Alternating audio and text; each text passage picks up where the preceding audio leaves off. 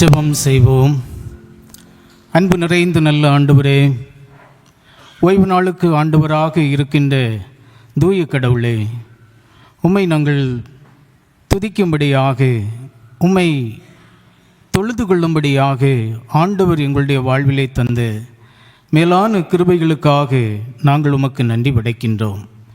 இந்த நல்ல வேளையில் கூட உம்முடைய திரு சன்னிதானத்திலே கடந்து வந்து உம்முடைய திருமறையின் ஆழங்களை நாங்கள் தியானிக்கும்படியாக உம்முடைய ஒத்தாசைக்காக நிற்கின்றோம்.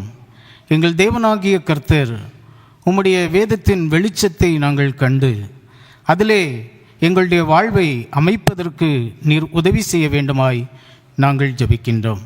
வந்திருக்கின்ற ஒவ்வொருவரையும் உம்முடைய பொற்கரத்தில் ஒப்புக் கொடுக்கின்றோம். பரிசுத்த ஆவியானவர் ஆளுகை செய்து அவர்களை நீர் வழிநடத்த வேண்டும் என்று சொல்லி நாங்கள் ஜெபிக்கின்றோம். நாங்கள் சிந்திக்கிறதான இந்த வேத பகுதியானது எங்களுடைய வாழ்வை ஒரு விசையாக வளமாக்கட்டும். எங்களுக்குள்ளாக தொய்ந்து போயிருக்கின்றதான ஆத்துமாவை நாங்கள் மீண்டும் ஈரோட்டமாக எடுத்து வந்து நாங்கள் இந்த பூமியிலே திறம்பட உம்முடைய பணியை செய்வதற்கு நீர் எங்களுக்கு துணை புரிய வேண்டும் என்று இறைமைந்த நாம் இயேசுவின் வழியாய் வேண்டி நிற்கின்றோம். நல்ல தந்தையே, ஆமேன். உன்னதத்தில் இருக்கிற தேவனுக்கு மகிமையும் பூமியிலே சமாதானமும் மனிதர் மேல் பிரியமும் உண்டாவதாக. கிறிஸ்துவுக்குள் மிகவும் அன்பானவர்களே, ஆண்டவராகிய இயேசு கிறிஸ்துவின் ஈடு இணையற்ற நாமத்தினாலே உங்கள் யாவரையும் அன்போடு கூட வாழ்த்துகின்றேன், வரவேற்கின்றேன். இந்த தொழுகை மூலமாக ஆண்டவர் உங்களுடைய வாழ்விலே மேலான ஆசீர்வாதங்களை என்றென்றும் பொழிந்தருளுவாராக. அன்னை தெரேசா அவர்களை குறித்து நீங்கள் நன்கு அறிந்திருப்பீர்கள். அவர்கள் தன்னுடைய திருப்பணியை மிகவும் அழகாக செய்து கொண்டிருந்ததான ஒரு நேரம் அவருக்கு ஒரு அழைப்பு வருகின்றது. போப் ஆண்டவர் 2வது ஜான் பால் அவர்கள் மூலமாக அவர்கள் சொல்லுகின்றார்கள்,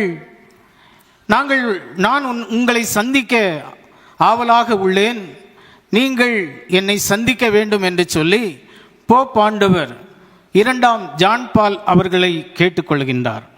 கேட்டுக்கொண்ட மாத்திரத்தில் இந்த போப்பாண்டவரை சந்திக்கும்படியாக அன்னை தெரசா அவர்கள் கடந்து செல்லுகின்றார்கள். இப்பொழுது அவர்கள் வந்த வாகனமானது மிகவும் வேகமாக கடந்து சென்று கொண்டிருக்கிறது. ஒரு குறிப்பிட்ட இடம் வந்தவுடன் அந்த வாகனத்தினுடைய வேகமானது சற்று குறைய ஆரம்பிக்கின்றது. இவர்கள் அந்த வாகனத்திலிருந்து வெளியே என்ன நடக்கிறது என்று சொல்லி அன்னை தெரசா அவர்கள் பார்த்து கொண்டிருக்கின்றார்கள். வெளிப்பக்கத்திலே ஒரு மனிதன் வாகனத்திலே அடிபட்டு அவருடைய சரீரத்தில் இருந்ததான எல்லா இரத்தமும் போய்கொண்டிருக்கிறது. அவன் மரணத்தை தொட்டு கொண்டிருக்கின்றார். மரண பிடியிலே அவர் இருந்து கொண்டிருக்கின்றார். அன்னை தெரசா அவர்கள் அந்த வாகனத்தை விட்டு கீழே இறங்கி அந்த மகனை தன்னுடைய மார்போடு அணைத்துக் கொள்கின்றார்கள். அவர் அந்த மனிதனை காப்பாற்ற வேண்டும் என்பதற்காக அவனுக்கு முதல் உதவிகளை அவர்கள் அளிக்கின்றார்கள்.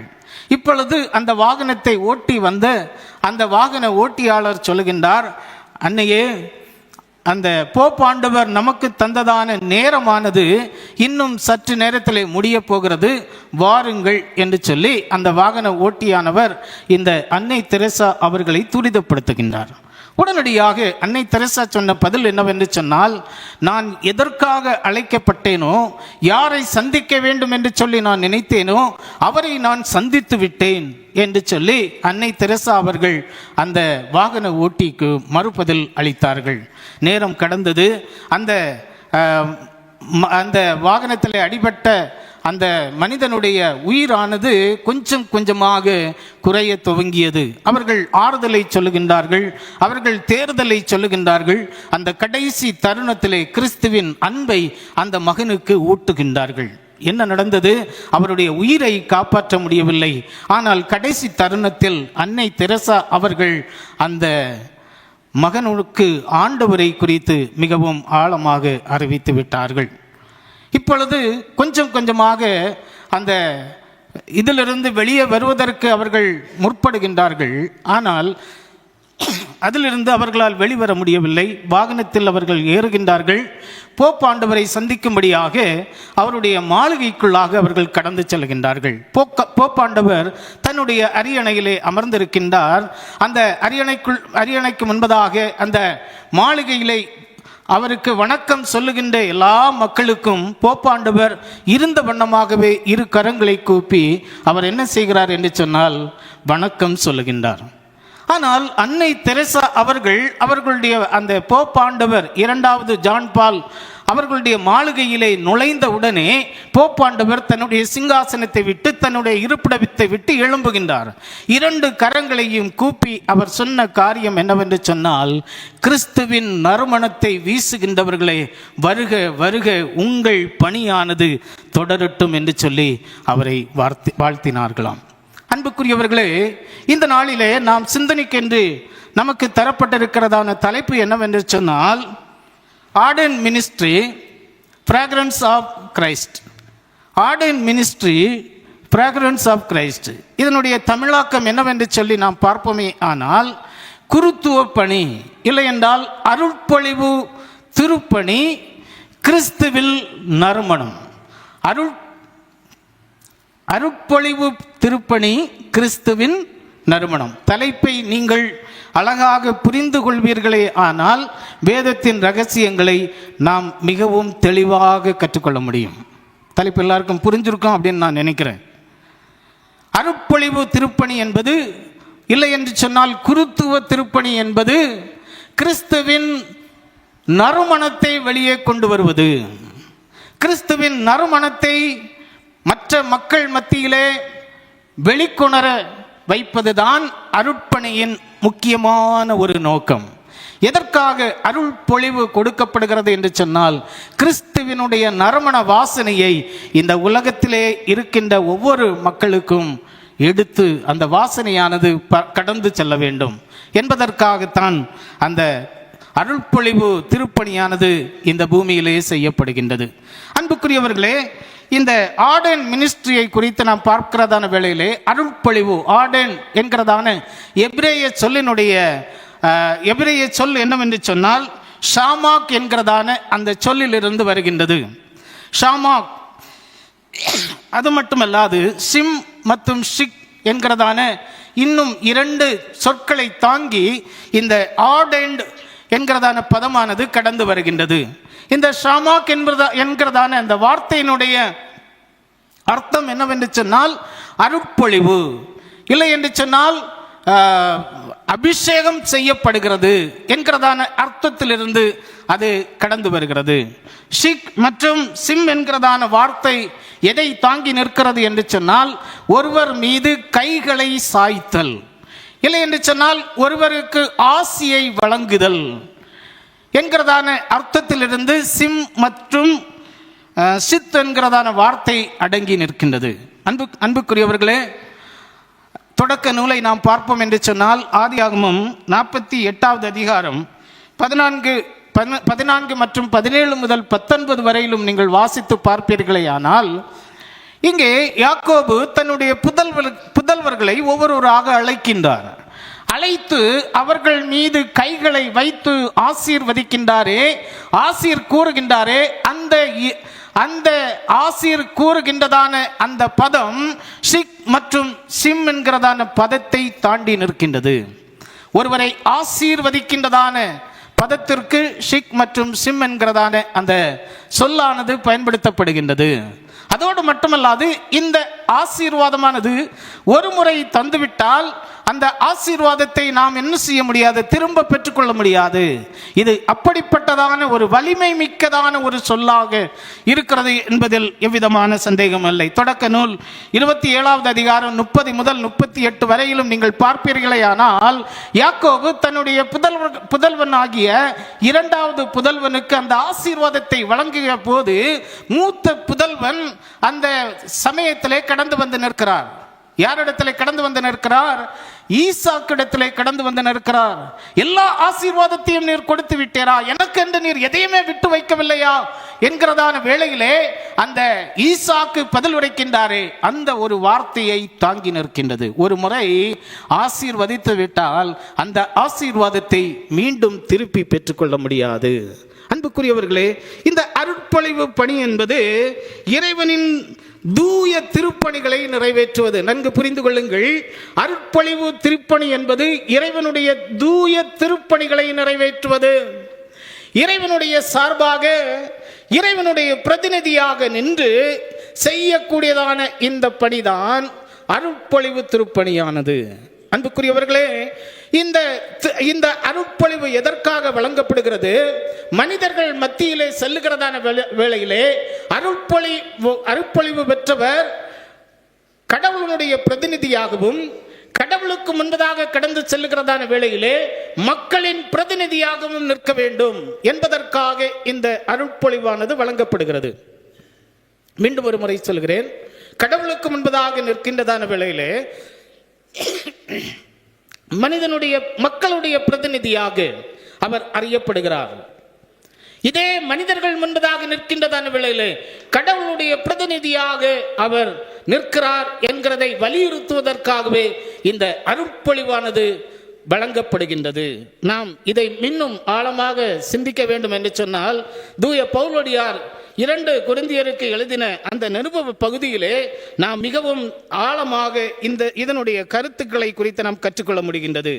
2 கொரிந்தியர் 2வது அதிகாரம் 14வது வசனத்திலிருந்து நீங்கள் 16வது வசனத்தை வாசித்து பார்க்கிறதான வேளையில 2 கொரிந்தியர் 2வது அதிகாரம் 14வது வசனத்திலிருந்து 16வது வசனம் வரையிலும் நீங்கள் பார்க்கிறதான வேளையிலே அந்த அருட்பொழிவை குறித்து, அருட்பொழிவின் மகத்துவங்களை குறித்து, அருட்பொழிவின் முக்கியத்துவத்தை குறித்து இந்த பவுலடியார் அந்த கொரிந்திய திருச்சபைக்கு எழுதுகின்றதை நாம் பார்க்க முடிகின்றது. அன்புக்குரியவர்களே, அவர் இவ்வண்ணமாக சொல்லுகின்றார், கிறிஸ்துவுக்குள் எப்பொழுதும் எங்களை வெற்றி சிறக்க பண்ணி எல்லா இடங்களிலேயும் எங்களை கொண்டு அவரை அறிகிற அறிவின் வாசனையை வெளிப்படுத்துகிற தேவனுக்கு ஸ்தோத்திரம் உண்டாவதாக. ரட்சிக்கப்படுகிறவர்களுக்குள்ளேயும் கெட்டு போகிறவர்களுக்குள்ளேயும் மிகவும் அழகாக அந்த வேத வசனத்தை நீங்கள் பாருங்கள். பரிசுத்த ஆவியானவர் மிகவும் ஆழமாக இந்த கருத்தை மிகவும் நுண்ணிய நோக்கத்தோடு நாம் புரிந்து கொள்ள வேண்டும் என்கிறதான அர்த்தத்தோடு இந்த வாக்கியத்தை அவர் இந்த வேதத்திற்குள்ளாக வைத்திருப்பதை உங்களால் கண்டுகொள்ள முடியும். அவர் சொல்லுகின்றார், பரிசுத்த ஆவியானவர் பவுல் மூலமாக சொல்லுகின்றார், ரட்சிக்கப்படுகிறவர்களுக்குள்ளேயும், அதோடு மட்டுமல்ல கெட்டு போகிறவர்களுக்குள்ளேயும் கிறிஸ்துவின் நற்கந்தமாக இருக்க வேண்டும் என்பதற்காக இந்த அருட்பொழிவானது வழங்கப்படுகிறது. அப்படியானால் இந்த உலகத்தில் வாழ்கிற எல்லா மக்களுக்கும் முன்பதாக நற்கந்தமாக விளங்க வேண்டும் என்கிறதான உயரிய நோக்கத்தோடு இந்த அருட்பொழிவானது வழங்கப்படுகிறது.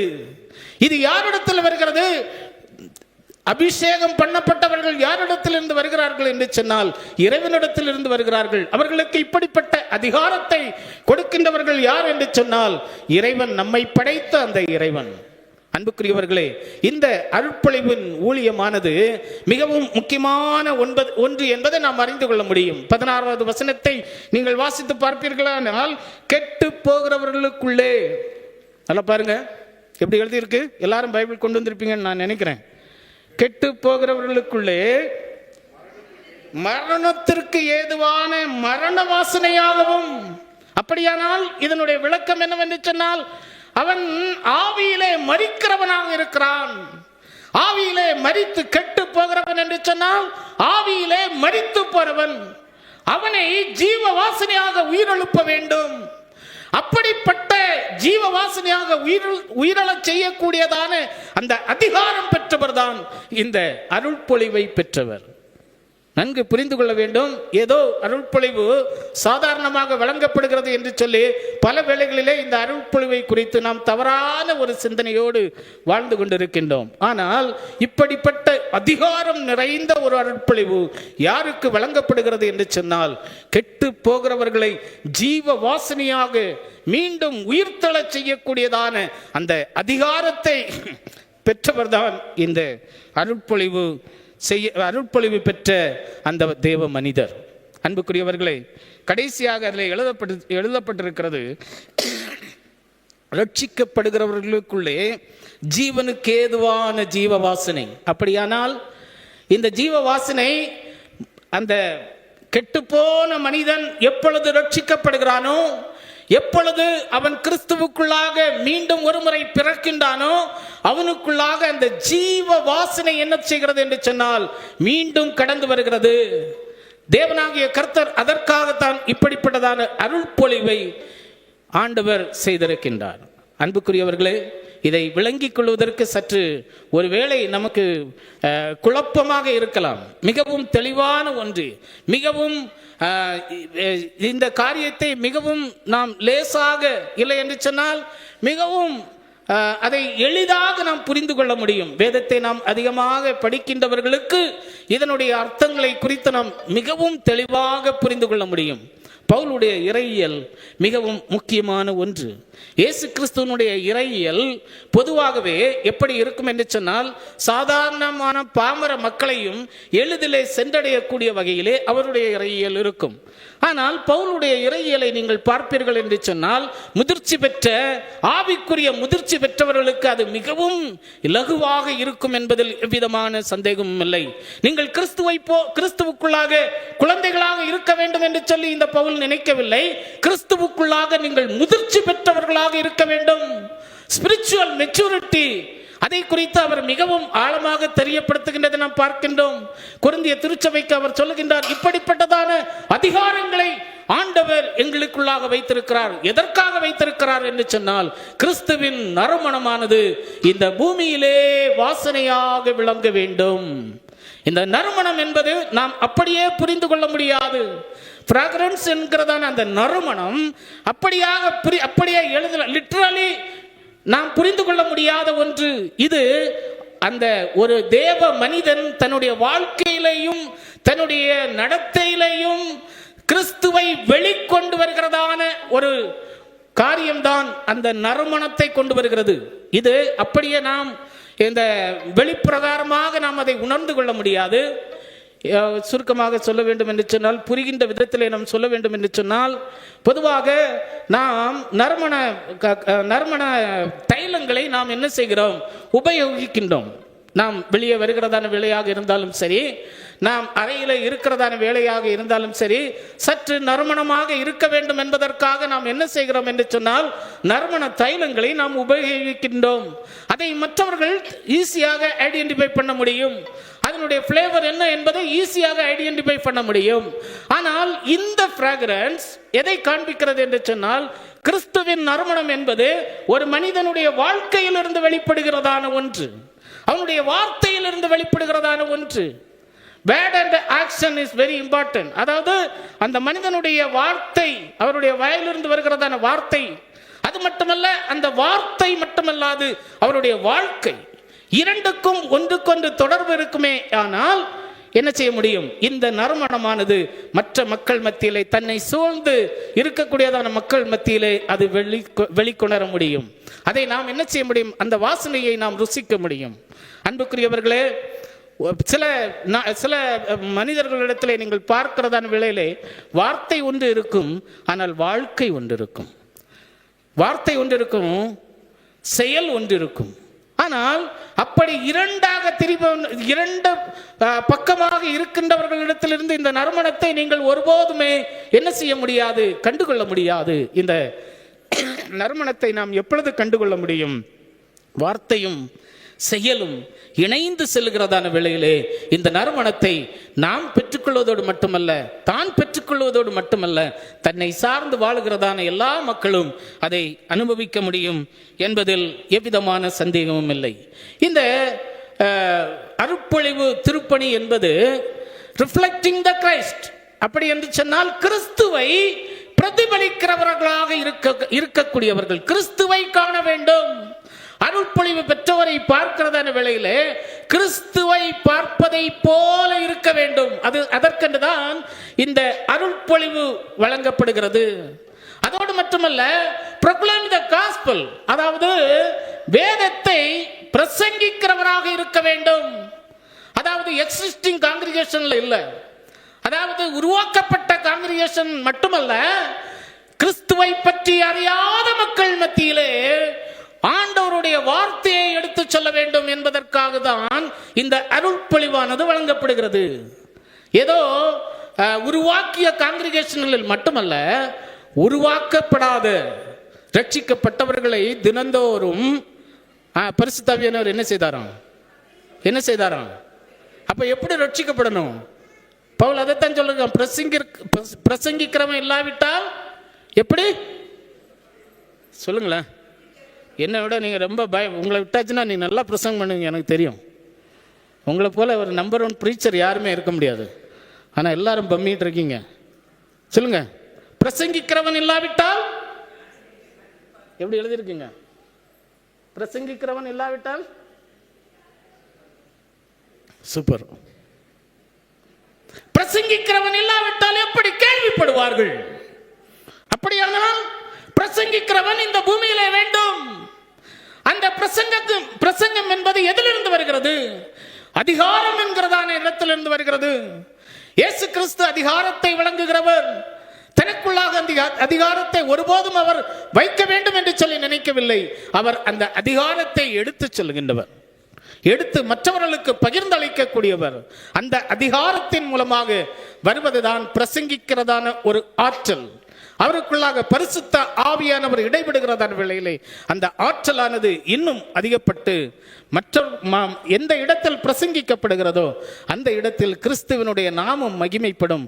அவர்கள் கிறிஸ்துவை கண்டுகொள்வார்கள். கிறிஸ்துவை போல மக்கள் இந்த அருள்பொழிவு திருப்பணியாளரை அவர்கள் பார்க்க துவங்குவார்கள். அதற்கென்றுதான் இந்த அருள்பொழிவானது வழங்கப்படுகிறது. இப்போது உங்களுக்கு புரிஞ்சிருக்குன்னு நினைக்கிறேன். அதே போல அந்த பிரீச்சிங் காஸ்பலோட நிற்கிறது இல்லை. அவருடைய வாழ்க்கை எப்படி இருக்க வேண்டும் என்று சொன்னால், ஒரு தியாக மனப்பான்மையோடு இருக்க வேண்டும். தன்னலமற்ற ஒரு வாழ்வு, சுயநலமற்ற ஒரு வாழ்வு வாழ வேண்டும் என்பதற்காகவே இந்த அருள்பொழிவு திருப்பணியானது செய்யப்படுவதற்கென்று இந்த அருள்பொழிவு கொடுக்கப்படுகின்றது. அன்புக்குரியவர்களே, கிறிஸ்து என்கிறதான வார்த்தையை நீங்கள் எடுத்துக்கொள்வீர்களே ஆனால், கிறிஸ்து என்பதனுடைய அர்த்தம் என்னவென்று சொன்னால், சொல்லுங்களேன். என்ன இவரு கேட்டுட்டே இருக்கிறாரு, பேசாம எப்போ முடிப்பாரு? கிறிஸ்து என்பதற்குரியதான அர்த்தம் என்ன சொல்லுங்களேன். கிறிஸ்து, Christ. What is the meaning of Christ? ரட்சிப்பா? குட், ரட்சிப்பு. அப்புறம் அபிஷேகம் பண்ணப்பட்டவர். கிறிஸ்து என்பதற்குரியதான விளக்கம் இல்லை என்றால் அர்த்தம் என்னவென்று சொன்னால், அபிஷேகம் பண்ணப்பட்டவர். அபிஷேகம் யாரிடத்தில் இருந்து வருகிறது? கடவுளிடத்தில் இருந்து வருகிறதான ஒரு பெரிய காரியம். கிறிஸ்துவை பிதாவானவர் என்ன செய்கிறார் என்று சொன்னால், பரிசுத்த ஆவியினால் அபிஷேகிக்கின்றார். திருமுழுக்கு பெற்று அவர் கரையேறின உடனே பரிசுத்த ஆவியானவர் புறாவை போல அவர் இறங்குகிறார். எந்த அபிஷேகம் எதற்காக என்று சொன்னால், அத்தாரிட்டி. எதற்கு அத்தாரிட்டி என்று சொன்னால், making leaders, appointing leaders in the churches, in the society. இந்த அபிஷேகம் எதற்கு வழங்கப்படுகிறது? லீடர்களை ப்ரொடியூஸ் பண்ணுவதற்காக. திருச்சபையிலே லீடர்களை ப்ரொடியூஸ் பண்ண வேண்டும். அதற்காக இந்த அபிஷேகம் வழங்கப்படுகிறது. அவர்களுக்கு பொறுப்புகளை வழங்க வேண்டும். யார் யாருக்கு அப்பாயின்மெண்ட் பண்ண வேண்டும், யாரை அபிஷேகிக்க வேண்டும், அபிஷேகம் செய்யப்பட்டவர் யாரை திருச்சபையை கவனிப்பதற்கென்று, திருச்சபையை கண்காணிக்க வேண்டும் என்று இந்த ஊழியத்தை இன்னும் விரிவாக்கம் செய்ய வேண்டும் என்பதற்காக யாருக்கு அந்த லீடர்ஷிப் கொடுக்கப்படுகிறது என்று சொன்னால், வேதம் மிகவும் அழகாக சொல்கிறது. பரிசுத்த ஆவியினால் அவர் எப்படி இருந்திருக்க வேண்டும்? ஒரு மனிதனை திருச்சபையின் பண்புகளிலே, திருச்சபைகளின் பொறுப்புகளிலே நியமிக்க வேண்டுமே ஆனால் அவர் முதலாவதாக பரிசுத்த ஆவியினுடைய அபிஷேகத்தை பெற்றவராக இருக்க வேண்டும். அதோடு மட்டுமல்லாது அவர் போதக சமர்த்தனாக இருக்க வேண்டும். வேதாகமத்தை நன்கு வாசிக்கிறவராக, அதனுடைய பொருளை நன்கு அறிந்தவராக, மற்ற மக்கள் மத்தியிலே கேள்வி கேட்கின்றவர்களுக்கு வேதத்தின் அடிப்படையிலே விளக்கம் கொடுக்கிறவராக இருக்க வேண்டும். அப்படிப்பட்டவர்கள் தான் இந்த திருச்சபையை நிர்வகிக்க முடியும். அப்படிப்பட்ட தலைவர்களை அபிஷேகம் செய்ய வேண்டும் என்பதற்காகவே இந்த அருள்பொழிவு வழங்கப்படுகிறது. இன்னும் நாம் சொல்ல வேண்டும் என்று சொன்னால், அவர் எப்படி இருக்க வேண்டும்? சுவிசேஷ ஊழியத்தில் அதிகமாக தாகம் கொண்டவராக இருக்க வேண்டும். அப்படிப்பட்ட தலைவர்களை உருவாக்க வேண்டும். அப்படிப்பட்ட தலைவர்களை அப்பாயின்மெண்ட் பண்ண வேண்டும் திருச்சபைகளிலே. அதற்காகத்தான் இந்த அருட்பொழிவானது வழங்கப்படுகிறது. நாம் வேதத்திலே அருட்பொழிவு எதற்காக வழங்கப்பட்டது? இந்த அருட்பொழிவின் தன்மைகளை, 3 தன்மைகளை குறித்து உங்களுக்கு முன்னதாக வைக்க வேண்டும் என்று சொல்லி நான் விரும்புகின்றேன்.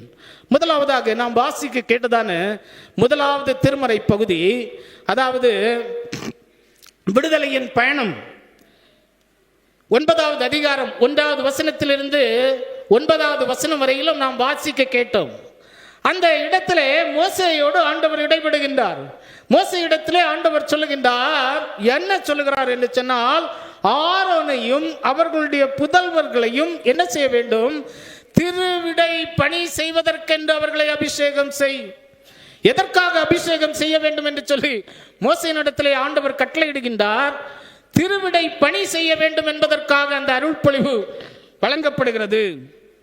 அப்பொழுது அந்த ஆரோனும் இந்த அவனுடைய புதல்வர்களும் ஒன்றை புரிந்து கொள்கின்றார்கள். நாம் மக்களிலிருந்து, மற்ற மக்களிலிருந்து சற்று பிரிக்கப்பட்டவர்கள். எதற்காக பிரிக்கப்பட்டிருக்கின்றோம்?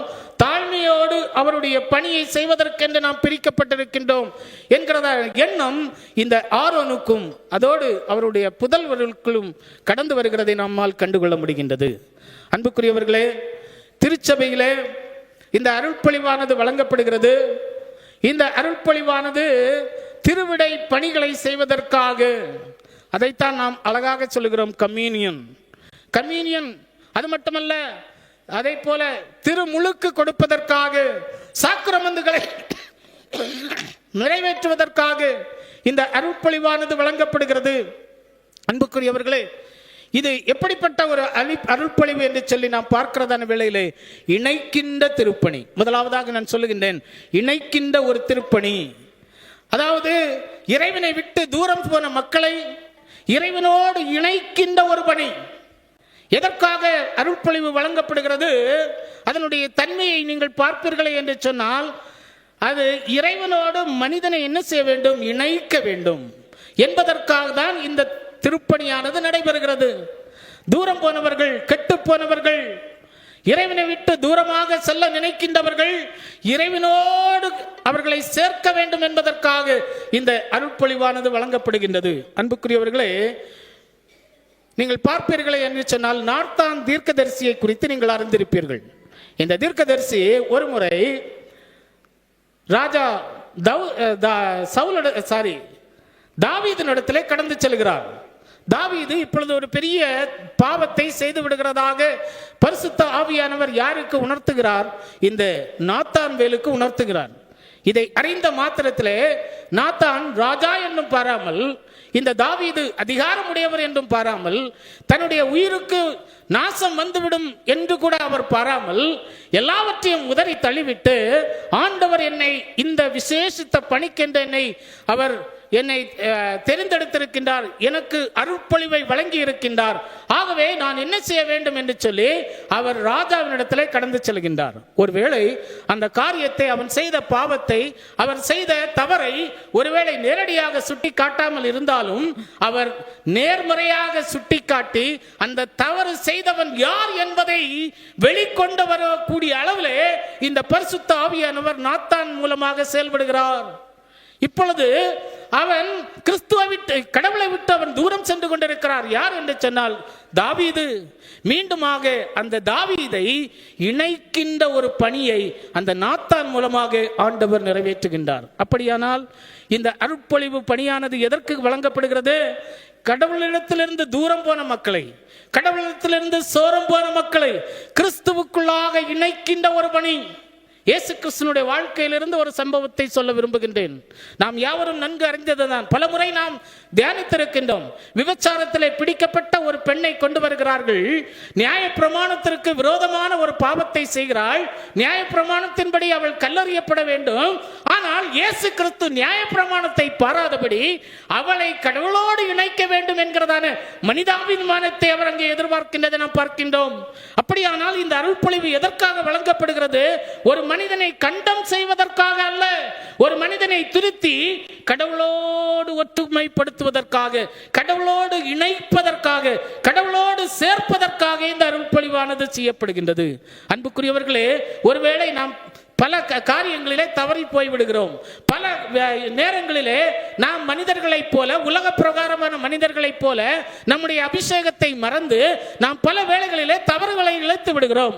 ஆனால் அந்த தவறுகள் நமக்கு முன்பதாக கடந்து வருகிறதான வேளையிலே நாம் கடவுளோடு ஒன்றுபடுவதற்காக ஒருவேளை அருள்பொழிவு பெற்றவர்கள் ஏதாவது ஒரு காரியத்தை சொல்வார்களே என்றால், நம்மை திருத்த வேண்டும், நம்மை கடவுளோடு இணைக்க வேண்டும் என்று சொல்வார்களே ஆனால் அவர்களுக்கு விரோதமாக எழும்பி நிற்க கூடாது.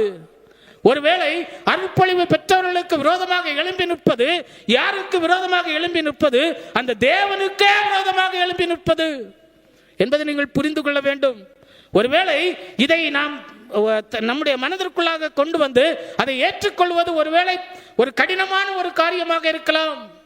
அருள்பொழிவு பெற்றவர் தேவனால் அபிஷேகம் பெற்றவர், தேவனால் அந்த அருள்பொழிவை பெற்றவர். அதைத்தான் பவுலடியார் மிகவும் அழகாக சொல்கிறார். தேவன் அபிஷேகம் பண்ணினவரை குற்றம் சாட்டுவது யார்? தேவனே அவரை நீதிமானாக்கி இருக்கிறார்.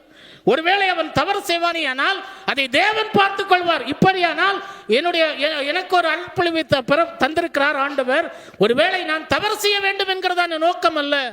ஒருவேளை அவர் உலக பிரகாரமான தவறுகளிலே அவர் இருப்பாரே ஆனால் நாம் அதை வெளிக்கொண்டு வருவதற்கு முற்பட வேண்டாம். பரிசுத்த ஆவியானவர் அந்த காரியத்தை வெளிக்கொண்டு வருவதற்கு பல விதங்களிலே அவருக்கு பல வாய்ப்புகள் வழங்கப்படும். அதிலேயும் அவர் மாறவில்லை என்று சொன்னால், தன்னை மாற்றிக்கொள்ள பிரயாசப்படவில்லை என்று சொன்னால், நியாயந்திருக்கிறது யாருங்க? நியாயந்திருக்கிறது யாருங்க? உங்களுக்கு எனக்கு அந்த பொறுப்பு எனக்கு தரல. நியாயம் யாரு தீக்கணும்? யாரும் சொல்ல மாட்டேங்கிறீங்க. மைக்குடைய வாஜம் சவுண்டை கொஞ்சம் கம்மியாயிட்டு. நியாயம் தீர்க்கிறது யாருங்க? தேவனே நீதி உள்ள நியாயாதிபதி. நம்முடைய நீதி எப்படிப்பட்ட நீதியா? நம்முடைய நீதி அப்படிதான் இருக்கும். ஒருவேளை நாம் பல வேளைகளில் நினைத்துக் கொள்ளலாம், நான் நீதி செய்கிறவன், கடமை தவறாதவன், நான் அப்படியாக்கும் என்று சொல்லி நம்மளை குறித்து நாமே பெருமை அடித்துக் கொள்ளலாம். ஆனால் வேதம் அழகாக அதற்கு விடை அளிக்கின்றது. நம்முடைய நீதி அப்படியானால் இணைக்கின்ற ஒரு பணி, ஒரு மனிதனை கண்டம் செய்து அந்த மனிதனை கடவுளிடத்திலிருந்து பிரிக்கிற ஒரு பணி அல்ல. We are not the problem creator, we are the problem solver. ப்ராப்ளத்தை கிரியேட் பண்ணக்கூடாது. ப்ராப்ளத்தை என்ன செய்யணுமா? நம்ம எப்படி இருக்கணுமா? ப்ராப்ளம் சால்வராக இருக்கணும். ப்ராப்ளம் வராமல் பாதுகாக்கணும். அப்படியே ப்ராப்ளம் வந்துட்டா கூட நம்ம என்ன செய்யணுமா? யாரும் சொல்ல மாட்டாங்கிறீங்க, தமிழ் புரியலன்னு நினைக்கிறேன். ப்ராப்ளத்தை என்ன செய்யணுமா? நாம சால்வ் பண்ணணும். வேதம் அழகாக சொல்லுகிறது. மத்தேயு 5வது அதிகாரம் 9வது வசனத்தை நீங்கள் பாருங்கள். சமாதானம் பண்ணுகிறவர்கள். இதெல்லாம் தெரியும், வசனம் எல்லாம் நமக்கு தெரியும். ஆனா இந்த சமாதானத்தை விரும்பக்கூடாதவர்களாக பல வேளைகளில் நாம் மாறி போய் விடுகிறோம். காரணம் என்னவென்று சொன்னால், நமக்குள்ளாக இருக்கக்கூடியதான சுய நீதி, நான் செல்ஃப் ஜஸ்டிஸ், நாம் எப்படி நினைத்துக் கொள்கிறோம்? ஐ ஆம் a self righteous person அப்படி என்று சொல்லி நாமே நமக்கென்று ஒரு ஸ்டேட்டஸை நமக்கு நாமே வைத்துக் கொள்கிறோம். நான் அநியாயத்தை பார்க்க மாட்டேன் அப்படின்னு.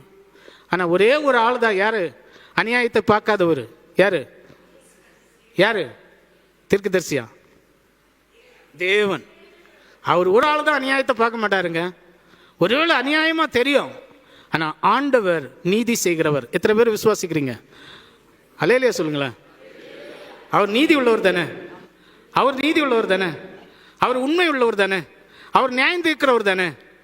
நியாயம் தீர்க்கிறவரா நியாயம் தீர்க்காதவரா? நியாயம் தீர்க்கிறவரா நியாயம் தீர்க்காதவரா? அவருடைய வேலையை நான் எப்படி செய்ய முடியும்? எனக்கு என்ன வேலை தந்திருக்கோ அந்த வேலையை நான் பார்க்கணும்.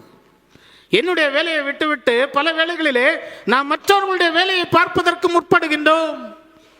நம்முடைய வேலையை விட்டுவிட்டு நாம் மற்றவர்களுடைய வேலையை பார்ப்பதற்கு முற்படுகிறதான வேலையில் we are the creator of the problem. ப்ராப்ளத்தை நாம் என்ன செய்யறோம்? கிரியேட் பண்றோம். நம்ம ப்ராப்ளத்தை சால்வ் பண்ணக்கூடியவர்களாக இருக்க வேண்டும் என்பதற்காகவே இந்த அருட்பொழிவானது வழங்கப்படுகிறது. யாருக்கு வழங்கப்படுகிறது? தேவ பிள்ளைகள் அனைவருக்கும் வழங்கப்படுகிறது. எல்லாருக்கும் அந்த அபிஷேகம் உண்டுங்க. அருட்பொழிவு என்பது ஏதோ அங்கி போடுவதற்காக மட்டுமல்ல. வேதத்தை நீங்கள் அழகாக வாசித்து பார்ப்பீர்களே என்று சொன்னால், சாமுவேலை தேவன் அபிஷேகித்தார். சின்ன பிள்ளையா இருக்கும்போது அவனை அபிஷேகித்தாருங்க. ரொம்ப சின்ன பிள்ளை. அவனோடு கூட ஆண்டவர் வந்து பேசினார். பார்த்தீங்களா? ஒரு பெரிய பிரதான ஆசாரியன் தான் ஏலி. தேவனுடைய ஆலயத்திலே தேவ பணிகளை செய்வதற்கென்று, திருவிடை பணிகளை செய்வதற்கென்று அந்த தேவனால் அருள்பொழிவை பெற்றவர் தான். ஆனால் ஒரு சிறுவன், ஒரு சாமுவேல், அந்த சாமுவேலிடத்திலே ஆண்டவர் பேசுகின்றான். அந்த சாமுவேலிடத்திலே தன்னுடைய இருதயத்தின் வியாகுலங்களை தெரிவிக்கின்றார். பாருங்க, நம்ம ஆண்டவர் எப்படிப்பட்ட ஒரு ஆண்டவர். உங்களிடத்திலே ஆண்டவர் தன்னுடைய இருதயத்தின் வியாகுலத்தை வந்து தெரிவிப்பார். அவர் உங்களோடு கூட பேசுவார். எப்பொழுது பேசுவார்? நாம் அவர் பேசுவதற்கு இடம் கொடுக்கணும். நாம் எப்பொழுது ஆண்டவர் பேசுவதற்கு இடம் கொடுக்கின்றோமோ அப்பொழுது அந்த ஆண்டவர் நம்மோடு கூட பேசுவார். அன்புக்குரியவர்களே, நண்பர் சுவிசேஷ ஜெபக்குழுவிலே ஜெபக்குழுவை குறித்து நீங்கள் அறிந்திருப்பீர்கள். திருநெல்வேலி பட்டணத்திலே 3 வாலிபர்களுக்குள்ளாக பரிசுத்த ஆவியானவர் செயல்பட்டார். கிறிஸ்துவை விட்டு தூரம் போகிற மக்கள் இப்பொழுது திருநெல்வேலி, தூத்துக்குடி என்று 2 மாவட்டங்களாக பிரிந்து விட்டது. நான் சொல்லுகிறது, ஒரே மாவட்டமாக திருநெல்வேலி இருந்ததான வேளையிலே 3 வாலிபர்கள் தான். 3 வாலிபர்களுக்குள்ளாக ஒரு சிந்தை. இந்த தேசமானது இறைவனை விட்டு மிகவும் தூரம் போய் சென்று கொண்டிருக்கிறது. இந்த தேசத்தின் மக்களை இறைவனோடு இணைக்க வேண்டும் என்பதற்காக யாரை ஆண்டவர் தெரிவு செய்கிறார் என்று சொன்னால் 3 வாலிபர்களை தெரிவு செய்கிறார். அவர்கள் அருள்பொழிவு பெற்றவர்கள் அல்ல, ஆனால் இறைவனுடைய சிந்தையை உணர்ந்தவர்கள், இறைவனுடைய இருதயத்தின் வியாகுலத்தை அறிந்தவர்கள், இறைவனுடைய இருதயத்தின் எண்ணங்களை அறிந்தவர்கள். 3 பேரும் இணைந்து ஜெபிக்கின்றார்கள். நண்பர் சுவிசேஷ ஜெபக்குழு என்கிறதான ஒரு ஜெபக்குழுவானது உருவாகிறது. அதன் வாயிலாக நம்முடைய தேசத்திலே 28 மாநிலங்கள் இருக்கிறது. இந்த 28 மாநிலங்களிலே 24 மாநிலங்களிலே 975 மிஷனரிகளை அனுப்பி இந்த பணியை செய்து வருகிறது. எதற்காக? இறைவனோடு மக்களை இணைக்க வேண்டும். சுமார் 60-65 ஆண்டுகளிலே சுமார் 8,50,000க்கும் அதிகமான ஆத்துமாக்களை இறைவனோடு இணைக்கின்றதான ஒரு பணியை நண்பர் சுவிசேஷ ஜெபக்குழுவானது செய்வதற்கு ஆண்டவர் உதவி செய்து வருகிறார். உங்களுடைய திருச்சபையில் இருந்து கூட இந்த நண்பர் சுவிசேஷ ஜெபக்குழுவின் பணிகளுக்கென்று, மிஷனரி பணிகளுக்கென்று உதாரணத்துவமாக மிஷனரி காணிக்கைகளை நீங்கள் வழங்கி வருகிறீர்கள். நீங்கள் இந்த பணியில இருக்கிறீர்கள், அது உங்களுக்கு தெரியுமா? இந்த திருப்பணியில நீங்கள் இருக்கிறீர்கள். இந்த இறைவனோடு இணைக்கின்றதான ஆதாய பணியிலே உங்களுடைய திருச்சபை பங்கெடுக்கிறது. இன்னும் நீங்கள் தியாகமாக செயல்பட வேண்டும் என்று சொல்லி ஆண்டவர் விரும்புகின்றார். இது மிஷனரிகளை மட்டுமல்ல, திருச்சபையை கட்டி கொடுக்க வேண்டும். திருச்சபையை, உங்களுடைய திருச்சபையின் மூலமாக நீங்கள் ஒரு திருச்சபையை கட்டி தந்திருக்கிறீர்கள். இது ஒரு தனி மனிதனுடைய முயற்சி அல்ல, குழுவாக எடுத்த ஒரு கூட்டு முயற்சி. இதற்கு ஆண்டவர் நிச்சயமாக உங்களுடைய வாழ்க்கையிலையும் தனிப்பட்ட வாழ்க்கையிலையும் ஆசீர்வாதத்தை கட்டளையிடுவார். எதற்காக? மனிதனை கடவுளோடு இணைக்க வேண்டும் என்கிறதான உயரிய நோக்கத்தோடு. இரண்டாவதாக, எதற்காக இந்த திருப்பணியானது செய்யப்படுகிறது என்று சொன்னால், இயக்கமுள்ள ஒரு திருப்பணி. இயக்கமுள்ள திருப்பணி என்று சொன்னால் இயங்குகின்ற ஒரு திருப்பணி. முதலாவதாக நான் சொன்னேன் இணைக்கின்ற திருப்பணி, இரண்டாவதாக இயக்கமுள்ள ஒரு திருப்பணி, இல்லை என்றால் இயங்குகின்ற ஒரு திருப்பணி. நம்முடைய சவுத் மாநிலங்களிலே நீங்கள் பார்ப்பீர்கள் என்று சொன்னால், தமிழ்நாட்டிலே கன்னியாகுமரி மற்றும் திருநெல்வேலி மாவட்டங்களை நீங்கள் பார்ப்பீர்கள் என்று சொன்னால், மேலை நாடுகளிலிருந்து அநேக மிஷனரிகள் கடந்து வந்தார்கள். கடந்து வந்து இங்கே நடைபெறுகிறதான எல்லா சமுதாய அவலங்களையும் அவர்கள் பார்த்தார்கள். என்னுடைய மாவட்டமாகிய தென் திருவிதாங்கூரிலே என்ன நடைபெற்றது என்று சொன்னால், தோல்சிலை கழகம் ஒன்று வந்தது. தோல்சிலை கழகம் எதற்காக வந்தது என்று சொன்னால், நீங்கள் பெண்கள் என்ன செய்ய முடியாது, இடுப்புக்கு மேல துணி போட முடியாதுங்க. இடுப்புக்கு மேல துணி போட முடியாது. ஆண்கள் தன்னுடைய தலை துண்டை என்ன செய்ய முடியாது, கட்ட முடியாது. அப்படிப்பட்டதான ஒரு சமுதாயத்திலே வாழ்ந்து கொண்டிருந்தோம். அவர்கள் அந்த நாட்களிலே பட்ட கஷ்டங்கள், துன்பங்கள், கவலைகள், அதற்கு ஒரு அந்த வேதனைகள், அதற்கு ஒரு அளவு கிடையாது. இந்த சமுதாயமானது அந்த ஒதுக்கப்பட்ட மக்களை ஏற்றுக்கொள்ளவில்லை. சமுதாயத்திலே புறக்கணிப்பு, ஆடை அணிய முடியாத ஒரு நிலைமை. இப்படிப்பட்ட நிலைமையை யார் மாற்றினார்கள் என்று சொன்னால், மேலை நாடுகளில் இருந்து கடந்து வந்ததான மிஷனரிகள், ரிங்கல் டோபே, அதோடு கூட ரேனியஸ், அதை போல ஸ்வாட்ஸ் ஐயர், இப்படிப்பட்ட பெயர் பாய்ந்த அருள்பொழிவு பெற்ற திருப்பணியாளர்கள் நம்முடைய மாவட்டங்களிலே கடந்து வந்து இயேசு கிறிஸ்துவை அறிவித்ததன் மூலமாக இந்த பணியை மிகவும் தாராளமாக செய்ததன் விளைவாக அந்த சவுத் மாவட்டங்களிலே கிறிஸ்தவமானது பரவ ஆரம்பித்தது. நறுமணமானது இன்றும் வீசிக்கொண்டிருக்கிறது. இன்றைக்கு பெங்களூர் பட்டணம் மட்டுமல்ல, எங்கெல்லாம் சவுத் மாவட்டத்தை சார்ந்த மக்கள் வாழ்கிறார்களோ அவர்கள் இப்படிப்பட்ட நறுமணத்தை வீசிக்கொண்டிருக்கிறார்கள் என்பதில் எவ்விதமான சந்தேகமும் இல்லை. எதற்காக ஆண்டவர் இப்படிப்பட்டதான திருப்பணியை ஏற்படுத்தினார் என்று சொன்னால், வேதம் மிகவும் அழகாக சொல்கிறது. நாம் வாசிக்க கேட்டதான லூக்கா என்பவர் எழுதின நற்செய்தி நூல் 10வது அதிகாரம் 1 முதல் 9 வசனங்களை நீங்கள் வாசித்து பார்ப்பீர்களே ஆனால், ஆண்டவர் இன்னும் 7 பேரை நியமிக்கின்றதை நாம் பார்க்கின்றோம். அவர் நியமிக்கின்றதான வேளையிலே ஒரு சில காரியங்களை, அந்த வார்த்தைகளை மிக அழகாக அந்த வேதத்தில் எழுதப்பட்டிருக்கிறது. இருவராக ஆண்டவர் அனுப்புகிறார். அப்படியானால் 35 குழுக்களை ஆண்டவர் தெரிவு செய்து அனுப்புகின்றதை பார்க்கிறோம். இந்த திருப்பணியானது எதை ஒத்து காணப்பட வேண்டும்? ஒரு இயக்குகின்றதாக காணப்பட வேண்டும், தொடர்ந்து செய்யப்படக்கூடியதாக காணப்பட வேண்டும். ஏதோ ஒரு குறிப்பிட்ட சமயத்திலே நிறுத்திவிடக்கூடியதாக காணப்படக்கூடாது. அந்த திருப்பணியானது தொடர்ந்து செய்ய வேண்டும் என்பதற்காக, இன்னும் பல இடங்களிலே செய்யப்பட வேண்டும் என்பதற்காக இயேசு கிறிஸ்துனுடைய அந்த மினிஸ்ட்ரி ஸ்ட்ராட்டஜி இருப்பதை நாம் பார்க்க முடிகிறது. அவர் குழுவாக 2 பேரை அவர் தெரிவு செய்து அனுப்புகின்றதை நாம் பார்க்கின்றோம். அவர் அங்கே சொல்லுகிறதான ஒரு சில வார்த்தைகளை நீங்கள் பார்ப்பீர்களே ஆனால், ஆடுகளை ஓநாய்களுக்குள்ளாக அனுப்புவதைப் போல நான் உங்களை அனுப்புகிறேன். அப்படியானால் இந்த உலகமானது கொடூரமான உலகம். இந்த உலகமானது நீதியை செய்யக்கூடியதான உலகம் அல்ல. இந்த உலகமானது மிகவும் தவறான விதத்திலே சென்று கொண்டிருக்கிறது. ஆட்சியாளர்கள், அதிகார வர்க்கம் உடையவர்கள் கொடூரமானவர்கள். அவர்கள் ஓநாய்களைப் போல இருக்கிறார்கள். அவர்கள் மத்தியிலேயும் நீங்க என்ன செய்யணும்? சுவிசேஷத்தை விதைக்க வேண்டும். சுவிசேஷத்தை விதைக்க வேண்டும். இதுதான் இயேசு கிறிஸ்துவினுடைய உள்ளத்தின் வாஞ்சை. அவர் அங்கே அவர் சொல்லுகிறதை நாம் பார்க்கிறோம். அதே போல அவர் சொல்லுகிறார், பண பையையோ வேறு பையையோ நீங்கள் கொண்டு போக வேண்டாம். இதனுடைய விளக்கம் என்னவென்று சொன்னால், ஒரு மனிதன் வேறு ஏதாவது ஒரு காரியத்திலே அவன் என்ன செய்யக்கூடாது? நாட்டமுடையவனாக இருக்கக்கூடாது. வேறு ஏதாவது ஒரு காரியத்திலே பணத்தின் மீது அவன் என்ன செய்யக்கூடாது? விசுவாசம் வைக்கக்கூடாது.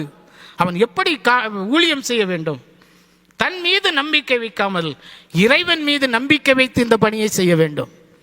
நீங்கள் பார்ப்பீர்களே ஆனால், திருநெல்வேலி மாவட்டத்திலே அசரியா ஐயரை குறித்து நீங்கள் பார்த்திருப்பீர்கள். அசரியா ஐயர் இப்படிப்பட்டதான ஒரு நல்ல ஒரு திருப்பணியாளர், கடவுளுடைய ஒரு திருப்பணியாளர். அவர்களுக்குள்ளாக பரிசுத்த ஆவியானவர் விதைத்த ஒரு விதை என்னவென்று சொன்னால், என்ன செய்ய வேண்டும்? ஒரு மிஷனரி ஆர்கனைசேஷனை உருவாக்கி அவர் என்ன செய்கிறார் என்று சொன்னால், IMS என்கிறதான ஒரு மிஷனரி ஆர்கனைசேஷனை உருவாக்குகின்றார். அவர் மிஷனரிகளை அனுப்புகின்றார். அப்படியானால் இந்த பணியானது திருநெல்வேலியோடு நின்று விடக்கூடாது என்கிறதான ஒரு உயரிய நோக்கம். நன்கு புரிந்து கொள்ளுங்கள். அவர் யாரையும் அவர் எதிர்பார்க்கவில்லை. அவர் தன்னோடு கூட இடைபடுகிறதான இறைவனை அவர் நோக்கி பார்க்கின்றார். ஒரு ஆர்கனைசேஷனை உருவாக்குகின்றார். IMS என்கிறதான ஒரு ஆர்கனைசேஷனை உருவாக்கி அவர் என்ன செய்கிறார்? வட மாநிலங்களிலே மிஷனரிகள் கடந்து சென்று இந்த பணியை செய்ய வேண்டும். மிஷனரிகள் ஒருபோதும் தன்னுடைய சுயத்தை நம்பாமல், தன்னுடைய சுயத்தின் மீது நம்பிக்கை வைக்காமல் கடவுள் மீது நம்பிக்கை வைத்து இந்த பணியை செய்ய வேண்டும் என்று சொல்லி அவர் அந்த இயக்கத்தை உருவாக்குகின்றார். பல மிஷனரிகள் இந்த நாட்களிலே வட மாநிலங்களிலே இறைவனுடைய பணியை செய்து வருகிறார்கள். நண்பர் சுவிசேஷ ஜபக்குழுவிலே 9 ஈத்தாஸ் இருக்கிறது.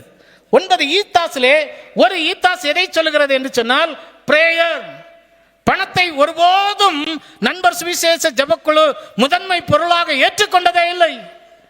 பணத்தை ஒரு முதன்மை பொருளாக ஏற்றுக்கொண்டதே இல்லை.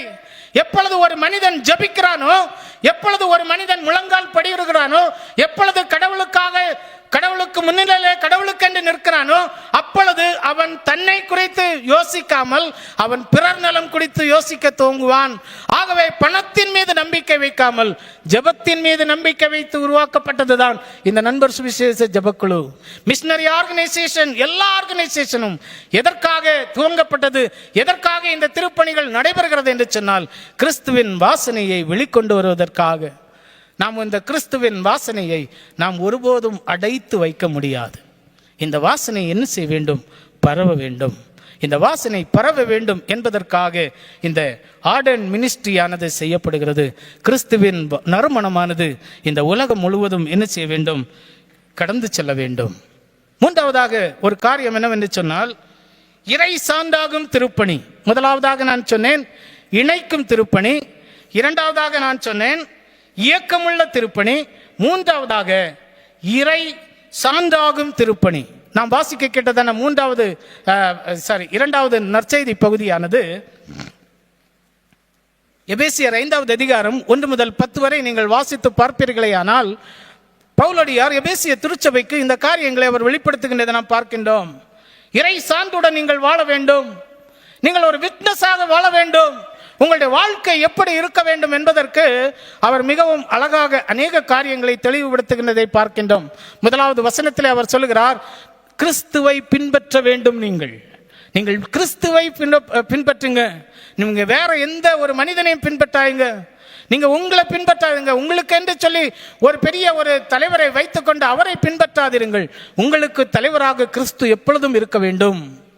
உங்களுக்கு தலைவராக கிறிஸ்து இருப்பாரே ஆனால் அவரை நீங்கள் பின்பற்றுவீர்கள், ஆனால் நீங்கள் சான்று பகர்கிறவர்களாக காணப்படுவீர்கள். எந்த இடத்தில் கடந்து சென்றாலும் இறை சான்று பகர்கிறவர்களாக நீங்கள் காணப்படுவீர்கள் என்று சொல்லி பவுலடியார் மிகவும் அழகாக சொல்லுகிறதை நாம் பார்க்கிறோம்.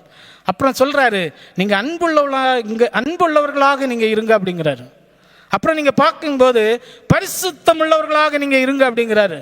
அப்புறம் அவர் பார்க்கறதான வேளையில அவர் சொல்றாரு, எல்லாவற்றிலையும் என்ன செய்யணுமா? எல்லாவற்றிலையும் என்ன செய்யணுமா? ஸ்தோத்திரம் செலுத்துங்கிறார். குறைவோ துன்பமோ கஷ்டமோ கவலையோ கண்ணீரோ பிரச்சனையோ பாடுகளோ எவைகள் வந்தாலும் சரி, அவைகள் எல்லாவற்றிலேயும் நீங்கள் ஸ்தோத்திரம் சொல்ல பழகிக் கொள்ளுங்கள். இதுதான் இறை சான்று. இப்படிப்பட்ட ஒரு சான்று உள்ள ஒரு வாழ்க்கை வாழ வேண்டும் என்பதற்காகத்தான் ஆண்டவர் சொல்லுகிறார். பல வேளைகளிலே இயேசு கிறிஸ்துனுடைய ஊழியத்திலே இதை சொல்லி நான் நிறைவு செய்யலாம் என்று சொல்லி நினைக்கின்றேன். இயேசு கிறிஸ்துனுடைய ஊழியத்தை நீங்கள் பார்ப்பீர்கள் என்று சொன்னால், அவருடைய ஊழிய முறைமையை நீங்கள் பார்ப்பீர்கள் என்று சொன்னால், இயேசு கிறிஸ்து ஒரு பெரிய செல்வந்தர். இந்த உலகத்தை படைத்த தேவாதி தேவனுடைய செல்ல மகன். அவரிடத்திலே ஞானம் இருந்தது, அவரிடத்திலே அறிவு இருந்தது, அவரிடத்திலே அதிகாரம் இருந்தது, எல்லாம் அவரிடத்தில் இருந்தது. அந்த தேவன் சொல்லுகிறார், வானமும் பூமியும் என்னுடையது, நான் செல்வந்தன் என்று சொல்லுகிறார். அவருடைய நேசகுமாரன் இந்த பூமிக்கு கடந்து வருகிறார். அவர் கடந்து வருகிறதான வேளையிலே யாரோடு அவர் நண்பராக வேண்டும் என்று சொல்லி முயற்சித்தார் என்று சொன்னால், செம்படவர்களோடு நண்பராக வேண்டும் என்று சொல்லி முயற்சித்தார். ஆயக்காரர்களோடு நண்பராக வேண்டும் என்று சொல்லி முயற்சித்தார். பாவிகளோடு நண்பராக வேண்டும் என்று சொல்லி முயற்சித்து அவர்களுடைய இல்லங்களிலே கடந்து சென்று ஆகாரம் உண்ணுவதற்காக அவர் பந்தி அமர்ந்தார் என்று சொல்லி நாம் வேதத்திலே வாசிக்கின்றோம். தன்னுடைய சீசர்களோடு சொல்லுகின்றார். யோவான் என்பவர் எழுதின சுவிசேஷம் 15வது அதிகாரம் 14வது வசனத்தை நீங்கள் வாசித்து பார்ப்பீர்களேயானால், நான் சொல்லுகிற யாவையும் நீங்கள் கை கொள்வீர்களே ஆனால் என்னுடைய சிநேகிதராய் இருப்பீர்கள். இதுதான் சான்றுங்க, இதுதான் சர்டிபிகேட். நான் ஃப்ரெண்ட் ஆஃப் ஜீசஸ் அப்படின்னு நான் சொல்லணும். இந்த திருப்பணி எதற்காக செய்யப்படுகிறது? நாம் ஆண்டவருடைய பிள்ளை, அதில் எந்த மாற்றமும் இல்லை. ஆண்டவருடைய பிள்ளை, நான் எந்த மாற்றமும் இல்லை. நீங்கள் ஆண்டவருடைய பிள்ளை, அதில் எந்த மாற்றமும் இல்லை. எந்த ஒரு அவநம்பிக்கையும் உங்களுக்குள்ளாக கடந்து வருவதற்கு வாய்ப்பில்லை. ஆனால் நான் என்னுடைய ஃப்ரெண்டு ஜீசஸ் அப்படின்னு நான் சொல்கிறேன்னா, அது ரொம்ப முக்கியமான ஒரு காரியம். இந்த உலகத்துல நண்பர்த்துவத்தை ஏற்படுத்த வேண்டும் என்று சொல்லி ஓடுகிறான். ஐஸ்வர்யம் ஆண்டவரிடத்திலிருந்து வருகிறது தான், அதுல எந்த மாற்று கருத்தும் இல்லை. வேதம் அழகாக சொல்லுகிறது. நீதிமொழிகள் 11வது அதிகாரம் 22வது வசனத்தை நாம் வாசித்து பார்ப்போமே, ஆனால் கர்த்தருடைய ஆசீர்வாதமே எதுவாம்? ஐஸ்வர்யமா? அப்போ ஐஸ்வர்யத்தை ஆண்டவர் தான் தருகிறார். ஆனால் எந்த ஒரு மனிதன் ஐஸ்வர்யத்தின் மீது நம்பிக்கை வைக்கிறானோ அவன் ஆண்டவருக்கு உகந்தவன் அல்ல. இன்னைக்கு அநேக மக்கள் எப்படி இருக்கிறார்கள் என்று சொன்னால், தன்னுடைய ஐஸ்வர்யத்தின் மீது நம்பிக்கை வைக்கிறார்கள். ஐஸ்வர்யத்தின் மீது நம்பிக்கை வைக்கிறதான மக்களோடு நண்பர்களாக வேண்டும் என்று சொல்லி விரும்புகிறார்கள். ஒருபோதும் நீங்கள் இறை சார்ந்தாக நிற்க முடியாது. உங்களுக்கு அப்படிப்பட்டதான சர்டிபிகேட் உங்களுக்கு நிச்சயமாக கொடுக்கப்பட மாட்டாது. நீங்கள் யாரோடு நண்பனாக பழக வேண்டும் என்று சொன்னால் இயேசுவோடு நண்பனாக பழக வேண்டும். இயேசுவின் நண்பர்களோடு நீங்கள் நண்பனாக பழக வேண்டும். அதற்காக தான் இந்த திருப்பணியானது செய்யப்படுகிறது. இந்த திருப்பணி செய்யப்படுகிறதான வேளையிலே இறை சான்றுக்கு உகந்தவர்களாக நீங்கள் மாற்றப்படுவீர்கள் என்பதில் எவ்விதமான சந்தேகமும் இல்லை. ஐஸ்வர்யம் தேவனிடத்தில் வருகிறது தான், ஆனால் ஐஸ்வர்யத்தின் மீது உங்களுடைய கண்கள் போகுமே, ஆனால் அந்த சான்றிதழை நீங்கள் ஒருபோதும் பெற்றுக்கொள்ள முடியாது. இறைவனுடைய இயேசு கிறிஸ்துவனுடைய strategy, ministry strategy is very clear. அவர் அழகா சொல்றாரு, நான் என்ன செய்ய போறேன், உங்களை என்னுடைய ஃப்ரெண்டா நான் ஏற்றுக்க போறேன். நான் உங்களை ஊழியக்காரன்னு சொல்ல மாட்டேங்கய்யா. பாருங்க எப்படிப்பட்ட ஆண்டவர், பாருங்க எப்படிப்பட்ட சர்டிபிகேட் நமக்கு தரணும்னு நினைக்கிறாரு. நான் இனி உங்களை ஊழியக்காரன்னு சொல்ல விரும்பல, நான் உங்களை அப்படி நான் நினைக்க விரும்பலையா, என்னுடைய நண்பனாக நான் ஏற்றுக்கொள்ள விரும்புகின்றேன். அப்படிப்பட்ட ஒரு சர்டிபிகேட்டை நான் உங்களுக்கு கொடுக்கலாம் அப்படின்னு நான் நினைக்கிறேன். அப்படியானால் நான் என்ன செய்ய வேண்டும்? இந்த சமுதாயத்தின் மீது, சமுதாயத்தில் கடந்து சென்று சமுதாயத்தின் மக்களை இறைவனோடு நாம் ஒன்றிணைக்க வேண்டும். நாம் ஏதோ ஒரு பகுதியில் அமர்ந்து விடுவதற்காக இந்த பணி செய்யப்படக்கூடாது. இது இயங்குகின்ற ஒரு பணியாக செய்யப்பட வேண்டும். இந்த பணியானது அந்த மூவ்மெண்ட் இருந்துகிட்டே இருக்கணும். திருச்சபைகளில் மட்டுமல்ல, சமுதாயத்திலேயும் கிறிஸ்துவை அறியப்படாத இடங்களிலேயும் இந்த பணியானது என்ன செய்ய வேண்டும்? செய்யப்பட்டு கொண்டே இருக்க வேண்டும். அப்படிப்பட்ட ஒரு ஆத்தும ஆதாய பணிகளுக்காக இந்த திருப்பணியானது செய்யப்படுகிறது. அப்படிப்பட்ட திருப்பணி செய்யப்படுகிறதான வேளையிலே நறுமணம் என்கிறதான வாசனை அந்த பகுதியிலே வீச ஆரம்பிக்கும். நீங்கள் இறை சார்ந்தாக விளங்குவீர்கள் என்பதில் எவ்விதமான சந்தேகமும் இல்லை. ஒரு அறையிலிருந்து துர்நாற்றமானது கடந்து வந்து கொண்டே இருக்கிறது. அந்த அறைக்கு சொந்தமானவர் என்ன செய்கிறார் என்று சொன்னால், திரும்ப திரும்ப சுத்தம் செய்து கொண்டே இருக்கிறார். ஆனாலும் அந்த நாற்றம் அந்த அறையை விட்டு நீங்கவில்லை. அவர் என்ன செய்கிறார் என்று சொன்னால், தன்னுடைய சுவருக்கு அவர் வண்ணம் பூசிக்கொள்கிறார். ஆன பிறகும் அந்த அறைக்குள்ளாக இருந்து வந்த அந்த துர்நாற்றமானது வெளியே செல்லவில்லை. என்ன நடைபெற்றது? இன்னும் வாசனை திரவியங்களை அந்த அறைக்குள்ளாக செலுத்தி பார்க்கிறார். அந்த துர்நாற்றமானது அந்த அறையிலிருந்து வெளியே செல்லவில்லை. அவருக்கு பெருத்த ஏமாற்றம். நான் எவ்வளவோ முயற்சி செய்கிறேன், எவ்வளவோ வாசனை திரவியங்களை என்னுடைய துர்நாற்றத்தை மாற்ற வேண்டும் என்பதற்காக நான் செய்து கொண்டிருக்கிறேன். ஆனால் எவ்விதத்திலேயும் அந்த மாற்றம் மாற முடியவில்லையே என்று சொல்லி அவர் வேதனையோடு கூட இருக்கிறார். என்ன நடைபெற்றது? அவர் இன்னும் ஆழமாக உன்னித்து கவனிக்கின்றார். அந்த அறையிலே அவர் அந்த இருக்கைக்கு கீழே ஒரு எலியானது செத்து கிடக்கின்றது. எப்பொழுது அந்த செத்த எலியை அந்த அறையிலிருந்து அவர் அகற்றி விடுகின்றாரோ அந்த வேளையிலே அந்த அறையிலிருந்து வந்த அந்த துர்நாற்றமானது முற்றிலுமாக நீங்கி போய்விடுகிறது. அன்புக்குரியவர்களே, நம்முடைய வாழ்க்கையிலே கிறிஸ்துவின் நறுமணத்தை வெளிக்கொண்டு வர வேண்டும் என்று சொன்னால் நமக்குள்ளாக அநேக துர்நாற்றமாகிய கோபம், நமக்குள்ளாக இருக்கக்கூடியதான கிறிஸ்து விரும்பாத பல காரியங்கள் நமக்குள்ளாக இன்றும் இருந்து கொண்டே அது துர்நாற்றமாக வெளியே வந்து கொண்டிருக்கிறது. ஒருவேளை நாம் வாசனை திரவியங்களை நாம் என்ன செய்யலாம்? நம்முடைய அந்த துர்நாற்றத்தை போக்குவதற்காக நாம் அடித்துக் கொள்ளலாம். இல்லை என்று சொன்னால் விலையுயர்ந்த துணிகளை உடுத்தி கொண்டு தன்னை ஒரு பெரிய ஒரு நீதிமானாக, ஒரு பரிசுத்தமானாக காட்டிக்கொள்ளலாம். எப்பொழுது நமக்குள்ளாக இருக்கக்கூடியதான அந்த துர்நாற்றமாகிய கெட்ட அந்த எலியாகிய இந்த தீய பழக்க வழக்கங்களை நாம் அகற்றுகிறோமோ அப்பொழுது கிறிஸ்து நம் மூலமாக மகிமைப்படுவார். ஒரு சமுதாயத்தில் கிறிஸ்துவை ஏற்றுக்கொள்ளாத ஒரு மக்கள் மத்தியிலே ஊழியம் செய்வதற்கு ஆண்டவர் கிருபை செய்தார். முராசி இன மக்கள், அதாவது பஞ்சாப் மாநிலத்திலே மோகா என்கிறதான ஒரு மாவட்டம் இருக்கிறது. அந்த பணித்தளத்திலே 5 ஆண்டுகள் பணி செய்வதற்கு ஆண்டவர் எங்களுக்கு கிருபை செய்தார். மொத்தம் நாங்கள் 22 ஆண்டுகள் பஞ்சாப் மாநிலத்திலே ஊழியங்களை செய்தோம். முதலாவதாக ஒரு பயோனியர் மிஷனரியாக 5 ஆண்டுகள் அமிர்தசரஸ் என்கிறதான பணித்தளத்திலே பணி செய்தோம். சுமார் 2 திருச்சபைகளை 5 ஆண்டுகளிலே கட்டுவதற்கு ஆண்டவர் கிருபை செய்தார். 9 ஆத்மாக்களை ஆதாயம் செய்வதற்கு 9 ஆராதனை குழுக்களை துவங்குவதற்கு ஆண்டவர் கிருபை செய்தார். 6 சுதேச ஊழியர்கள், அதாவது இவாஞ்சலிஸ்டுகளை உருவாக்குவதற்கு ஆண்டவர் கிருபை செய்தார். 2436 ஆத்மாக்களை அந்த 5 ஆண்டுகளுக்குள்ளாக திருமுழுக்கு கொடுத்து மறுமலர்ச்சி பெற்ற வாழ்வுக்குள்ளாக கடந்து வருவதற்கு ஆண்டவர் கிருபை செய்தார். இந்த ஊழியத்தை செய்து நிறைவேற்றிய பிறகு மோகா என்கிறதான பணித்தளத்திற்கு எங்களுக்கு பணிமாற்றமானது நடைபெற்றது. நாங்கள் மோகா என்கிறதான பணித்தளத்தில் கடந்து வந்ததான வேளையில் அங்கே ஒரு குரூப் ஆஃப் பீப்புள் இருக்கிறாங்க. அந்த மக்கள் சமுதாயத்தினால் ஒதுக்கப்பட்டவர்கள். சமுதாயமானது அவர்களுக்கு எந்த அங்கீகாரமும் கொடுக்கப்படவில்லை. சமுதாயம் எப்பொழுதெல்லாம் எலெக்ஷன் வருகிறதோ அந்த எலெக்ஷன் சமயத்திலே அவர்களுடைய ஓட்டை பெற வேண்டும் என்பதற்காக ஒரு சில காசுகளை கொடுத்து அவர்கள் என்ன செய்தார்கள் என்று சொன்னால் அந்த ஓட்டை பெற்றுக்கொண்டு அந்த சமுதாயத்தின் மீது எந்த விதமான ஒரு கவனமும் செலுத்தாமல் அந்த சமுதாயம் முன்னேற வேண்டும் என்பதற்காக எந்த ஒரு திட்டங்களும் வகுக்காமல் இருந்த ஒரு காலம் இந்த பகுதியிலே நாங்கள் கடந்து வந்தோம். பிள்ளைகள் கல்வி அறிவற்றவர்கள், ஸ்கூலுக்கு போன பிள்ளைகளே கிடையாது. எந்த பிள்ளைகளும் அந்த சமுதாயத்தில் இருக்கக்கூடிய பிள்ளைகள் படிப்பதற்கு எவ்விதமான சாத்தியக்கூறுகளும் இல்லாமல் கவர்மெண்ட் ஸ்கூல் இருக்கு. ஆனால் அந்த கவர்மெண்ட் ஸ்கூலில் அந்த பிள்ளைங்களுக்கு இடம் கிடையாது. காரணம் என்னவென்று சொன்னால் இவர்களுடைய ஆடை அலங்காரம் அதற்கு உகந்ததாக இல்லை. மற்ற உயர்குல மக்கள் படிக்கக்கூடியதான பள்ளிக்கூடங்களில் இந்த பிள்ளைகளுக்கு வாய்ப்பு வழங்கப்படவில்லை. ஆனால் இந்த சமயங்களிலே அந்த இடத்திலே நாங்கள் பணி செய்யும்படியாக கடந்து சென்றோம்.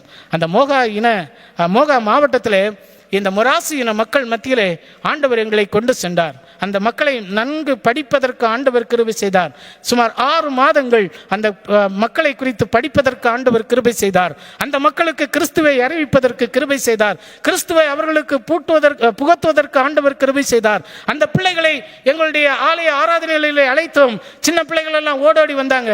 அவங்களுக்கு ஊடா ஆடா ஈடா ஈடி சசி சசா என்கிறதான அந்த பஞ்சாபி மொழி அவர்களுக்கு கற்றுக் கொடுக்க ஆரம்பித்தேன். நானே பஞ்சாபி மொழியை அங்கே சென்றுதான் படித்தேன். அந்த பிள்ளைகளுக்கு நான் கல்வியை கற்றுக் கொடுத்தேன். ஒவ்வொரு நாளும் அந்த பிள்ளைகள் எழுத ஆரம்பித்தார்கள், கல்வியை கற்க துவங்கினார்கள். ஒவ்வொரு நாளும் அந்த பிள்ளைகளுக்கு என்று கவன ஈர்ப்பாக சிறப்பு கவனம் செலுத்தப்பட்டது. அந்த பிள்ளைகள் வேதத்தை வாசிக்க ஆரம்பித்தார்கள். அல்லேலூயா சொல்லுங்களேன், ரொம்ப நல்லவங்க நீங்க. வேதத்தை வாசிக்க ஆரம்பித்தார்கள். கல்வி சாலைக்கு செல்லாத பிள்ளைகள். அதில் ஒரு சகோதரி, அந்த சகோதரியுடைய பெயர் பீரா. அவர்கள் திருமணமானவர்கள். திருமணம் எப்பொழுது நடைபெறும்? 13 வயதிலே 12 வயதிலே திருமணம் நடைபெறும். நினைத்து பார்க்க முடியுமா? இப்படிப்பட்டதான சமுதாய அவல நிலையில் வாழ்கிறதான அந்த மக்களை தெரிவு செய்து இந்த மக்களுக்கு கிறிஸ்துவை அறிவிக்க வேண்டும். 13, 14 வயதிலே அந்த வாலிப பிள்ளைகளுக்கு என்ன செய்கிறோம்? திருமணம் நடைபெற்றோம். சில சமயங்களில் பெண்களுக்கு வயசு அதிகமாக இருக்கும். 13 வயசு இருக்கும். 12 வயசு இருந்த அந்த சின்ன இளைஞனாக இருப்பான். அவனை பிடிச்சி கல்யாணம் பண்ணி வச்சுருவாங்க. யாருக்கு கல்யாணம் பண்ணி வைப்பாங்கன்னா மாமே அவங்க சொந்தத்துக்குள்ளேயே கல்யாணம் பண்ணுவாங்க. வெளியே இருந்து பார்க்க மாட்டாங்க. அவங்க சொந்தத்துக்குள்ளேயே பேசிடுவாங்க. சிறுபிள்ளை திருமணம்னு கேள்விப்பட்டிருக்கீங்களா? சிறுபிள்ளை திருமணம் எல்லாம் நம்ம வரலாறுல படிச்சிருக்கோம். ஆனால் நம்ம எல்லாம் நாம் பார்த்ததில்லை. நம்முடைய பெற்றோர்கள் அனுபவித்திருக்கிறார்கள். நம்முடைய மூதாதையர்கள் அப்படிப்பட்ட தீண்டாமை பழக்க வழக்கங்களிலிருந்து வெளியே வந்தவர்கள் தான். நீங்கள் பார்ப்பீங்க அப்படின்னா அந்த சமுதாயத்தின் மக்கள் சிறு பிள்ளையிலேயே திருமணம் செய்து வச்சுருவாங்க. அந்த பிள்ளைங்களுக்கு குடும்பம் நடத்துறதுன்னா என்னன்னு தெரியாது. 14வது 15வது வயதிலேயே குழந்தைக்கு தாயாகி விடுவார்கள். அப்படிப்பட்ட ஒரு தாயான ஒரு சகோதரி. அந்த சகோதரனுடைய பெயர் பீரா. அந்த சகோதரி ஒரு நாள் சொன்னார்கள் என்னிடத்துல, ஐயா பாதிரி சாப்புன்னு சொல்லுவாங்க, பாதிரி சாப் நானும் ஆராதனை செய்யணும். ஆராதனை செய்யணும்னு மட்டும் சொல்லலை, ஆராதனை நடத்தணும். சொல்லுங்களா அல்லேலூயா. அந்த பெண்ணுடைய வாஞ்சியை நான் ஆண்டவருடைய சமூகத்தில் கொண்டு சென்றேன். ஆண்டவரே, இந்த பிள்ளைக்கு எப்படியாவது வேதாகமத்தை முதலாவதாக வாசிக்க கற்றுக் கொடுக்க வேண்டும். அந்த அடல்ட் லிட்ரஸி ப்ரோக்ராம் நாங்கள் நடத்தினோம். அடல்ட் லிட்ரஸி ப்ரோக்ராம் நடத்துகிறதான வேளையில் பஞ்சாபியில் உள்ள மக்களை தெரிவு செய்து அந்த பிள்ளைகளுக்கு முறையான பஞ்சாபி டீச்சிங்கை கொடுத்தோம். அவங்க கற்றுக்கொண்டாங்க, அவங்க எழுதுனாங்க, அவங்க வேதத்தை வாசிக்க ஆரம்பித்தார்கள். பொதுவாக 60% பெண்கள் என்ன செய்ய தொடங்கிட்டாங்க? வேதாகமத்தை திறந்து வாசிக்க தொடங்கிட்டாங்க. நாங்கள் நினைச்சோம் அவங்களுக்கு வேதாகமத்தை ஃப்ரீயாக கொடுக்கணும் அப்படின்னு. வேதாகமத்தை எப்படியாவது நாங்கள் ஃப்ரீயாக தரோம், நீங்கள் வாசிங்கன்னு. அவங்க சொன்னாங்க, எங்களுக்கு ஃப்ரீயாக வேண்டாம், எங்களுக்கு கல்வியை நீங்கள் தந்திருக்கிறீர்கள், இந்த வேதாகமத்திற்குரியதான செலவை நாங்கள் தருகிறோம். அல்லேலூயா, அல்லேலூயா. அந்த பீரா என்கிறதான சகோதரி வேதத்தை வாசிக்க ஆரம்பித்தார்கள். நான் கூட பஞ்சாபியை சில சமயங்களிலே ஒரு சில வார்த்தைகள் பிசகும். அந்த சகோதரி வாசிப்பாங்க பாருங்க. அந்த PhD படித்தவங்க கூட அவ்வளோ அழகாக வாசிக்க மாட்டாங்க. நீங்கள் உங்கள் பிள்ளைகள்கிட்ட வேதாகமத்தை கொடுங்க, உங்கள் பிள்ளைகளுடைய ஸ்டாண்டர்ட் என்னன்னு உங்களுக்கு தெரியும். நான் குறை சொல்கிறேன்னு நினைக்காங்க. உங்கள் பிள்ளைங்களுக்கு, நிறைய பிள்ளைங்களுக்கு வேதாகமம் வாசிக்க தெரில, அப்படிதானே? ஆனால் அந்த சகோதரி அழகாக வாசிப்பாங்க. இன்றைக்கி நீங்கள் பார்த்தீங்கன்னா அந்த இன மக்களுக்கு என்று ஒரு தேவாலயம் கட்டி கொடுத்திருக்கின்றோம். நண்பர் சுவிசேஷ ஜபக்குழுவின் வாயிலாக அந்த திருச்சபையை நடத்துவது அந்த மொராசி இன மக்கள். ஒரு அலையிலையா சொல்லுங்களா? இன்றைக்கும் நீங்கள் பார்க்க முடியும். மோகா மாவட்டத்துக்கு நீங்கள் போனீங்கன்னா அந்த மொராசி இன மக்கள் அழகாக ஆராதனை நடத்துவார்கள். அவர்கள் பாடல்களை பாடுவதிலேயும் இசைக்கருவிகளை வாசிப்பதிலேயும் வல்லவர்கள். அவர்களுடைய பிள்ளைகள் அழகாக ட்ரம் பேடு, கீபேடு இருக்குல்ல, அது அழகாக போடுவாங்க. நம்ம இதில் இன்னைக்கு ஒரு பாட்டு பாடும்போது அழகாக தபேலா வாசிக்கப்பட்டது, அப்படியே பரலோகத்திலே கொண்டு போனது போல இருந்தது. அதை போல கீபேடை வாசித்து, அதே போல கீபோர்டு வாசித்து ஆராதனை செய்யக்கூடிய தலைவர்களை ஆண்டவர் உருவாக்குவதற்கு கிருபை செய்தார். என்ன நடைபெற்றது?